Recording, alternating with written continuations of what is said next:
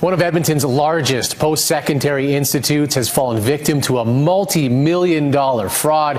As we told you earlier in the newscast, MacEwan University has lost over $11.8 million in an online phishing scam. Online security expert David Papp is here to help us understand this whole thing. Thanks so much for coming in. Yeah, anytime. So let's first of all get your reaction right off the hop here. When you saw this, what did you think?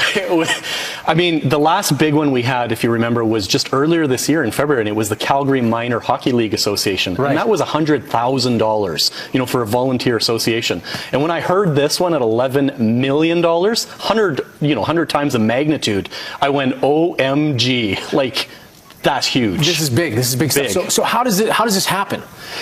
Well, it's essentially what we call phishing scams. And what that means, and you spell phishing with a PH, right. It's essentially identity theft or identity fraud online. The people are pretending to be somebody they aren't.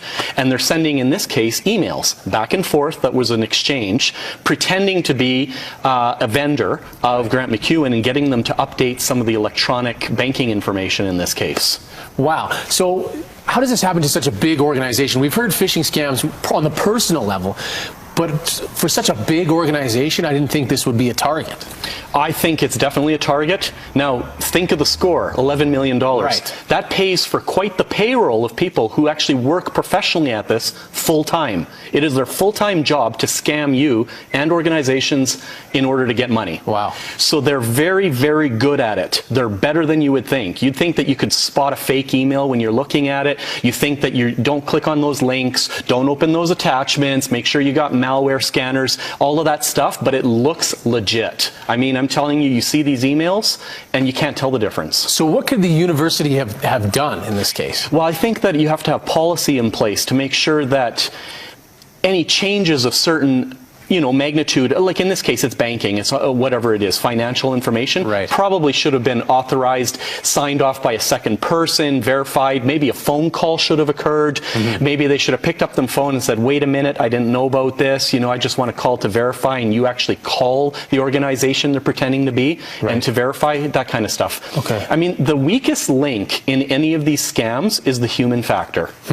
That's what it, unfortunately. It comes down to the human factor, and so it's just being more aware and having fail-safes, basically. Absolutely, yeah. Now, as far as what happens to the money, is there any chance they get their money back?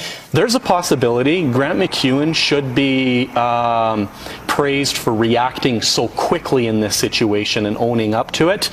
And I think they reacted so quickly that there's a possibility they could freeze those accounts, because they do have access to where the money went. Like they can see that it went to Hong Kong, Canada, and over different places overseas. So I think they're working with authorities in correlation in those different countries and legal counsel to lock those assets, freeze those accounts, see if they can, hopefully retrieve some of the $11 million back, because that's astronomical. It is. Real quickly, for the people who are watching at home, is there anything they can take away to help better protect themselves? Yes, I mean, you have to be very aware online and doubt anything that comes in, like doubt the legitimacy. Don't click on links, don't open those attachments, have updated malware scanners. Don't fall for scare tactics. That's typically, they try to pressure you into situations. Basically, be aware. And if you don't know, don't act on it. Okay. Pick up the phone. Pick up the phone. That's a good advice. Thanks so much for joining us. Anytime.